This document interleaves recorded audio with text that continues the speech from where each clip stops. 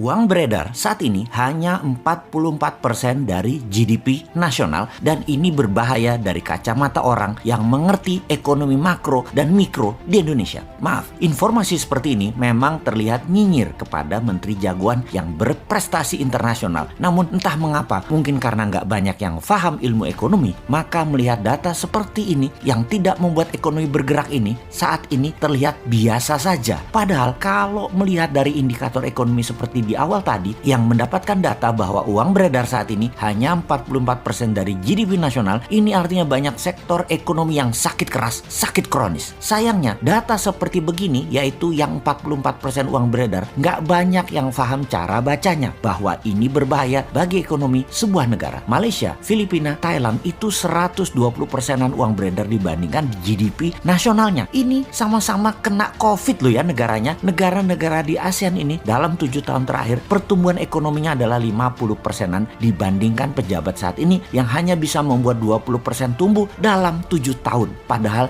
niat dan janji sucinya dulu 50%-an tumbuhnya dalam 7 tahun karena setiap tahun katanya ekonomi harus tumbuh 7%. Dan kalau semua itu tercapai tumbuhnya 50%-an. Ini harusnya ya 50%-an dalam 7 tahun. Ternyata tidak tercapai, hanya 20%. Dan untuk menutupi kegagalan tersebut, maka strategi yang dilakukan oleh yang katanya jago ekonomi dan keuangan negara tersebut yaitu menggunakan FDI, Foreign Direct Investment. Oke, bolehlah strateginya. Sekedar mengingatkan di mana nanti para new mind kalau berkuasa beda strateginya. Pakai DDI, Domestic Direct Investment. Pakai kekuatan kita sendiri dalam negeri, anak bangsa. Saat ini oleh old mind, anak bangsa kekuatan sendiri tidak dipercaya. Bahkan 4L sering mengatakan Indonesia belum mampu, jadi perlu orang Tiongkok. Heran ya, kok anak bangsa diejek tapi oleh fansnya nggak ada yang mencela atau yang kecewa. Oh lupa, punya pasukan buzzer yang selalu meluruskan hal yang bengkok dengan narasi. Bener deh, sangat jelas kalau strategi sekarang adalah cinta asing. Karena itu dipilih investasi FDI. Sekali lagi, namanya juga keputusan orang populer. Semua dilakukan terlihat benar lah. Sampai suatu hari piring kalian kosong,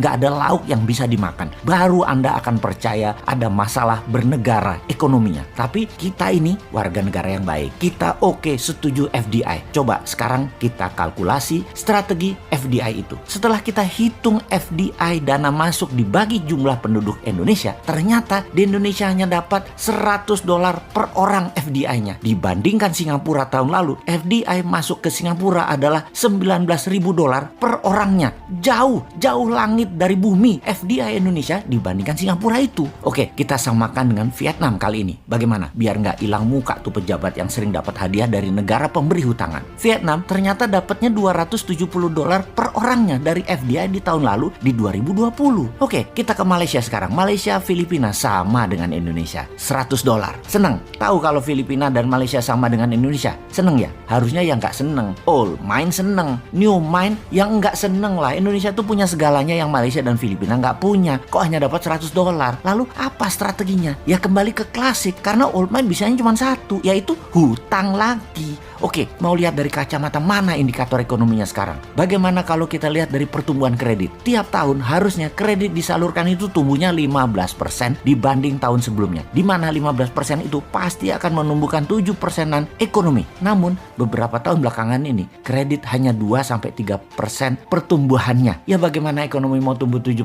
Gak ada likuiditas begitu. Bisa mikir gak sih ini pejabat yang berkuasa tentang ekonomi? Jadi wajar kan tumbuhnya tahun lalu minus 2%. Lalu kita sudah hampir 4 kuartal nih minus terus pertumbuhannya. Kita lihat deh di awal tahun 2021 ini deh. Minus apa plus? Kalau minus jadi 4 kali atau 4 kuartal. Ini menunjukkan kinerja ekonomi negatif. Bahaya ini kalau rakyat mulai lapar. Tapi jujur deh, saya menilai bagus banget narasi para buzzernya. Sehingga rakyat nggak sadar ekonomi ke arah berbahaya. Keren buzzernya, keren. Narasinya keren. Jadi bernegara pakai narasi ya baru kali ini. Kalau yang lain kan bernarasi pakai fakta dan pakai pertumbuhan ekonomi. Kalau sekarang pakai narasi. Tapi narasi narasinya emang keren. Asli nih, kalau ternyata sampai tahun 2021 akhir rakyat ekonominya makin berat, maka bisa-bisa pejabat populer tadi jadi nggak populer. Dan jangan sampai nengok semua ke Bosman karena semua yang dikatakan Bosman terlihat benar. Tar dulu, nggak benar juga Bosman ini semua analisanya benar. Namun kalau utak-atik hitungan ekonomi rasanya jarang meleset. Lalu kalau sekali lagi sampai akhir 2021 ekonomi Indonesia masih minus, apa saran untuk mengatasi hal ini? Maka kaum New Mind akan berkata gampang, tahun 2022 pemilu dipercepat aja, nggak usah nunggu 2024. Piejal, setuju?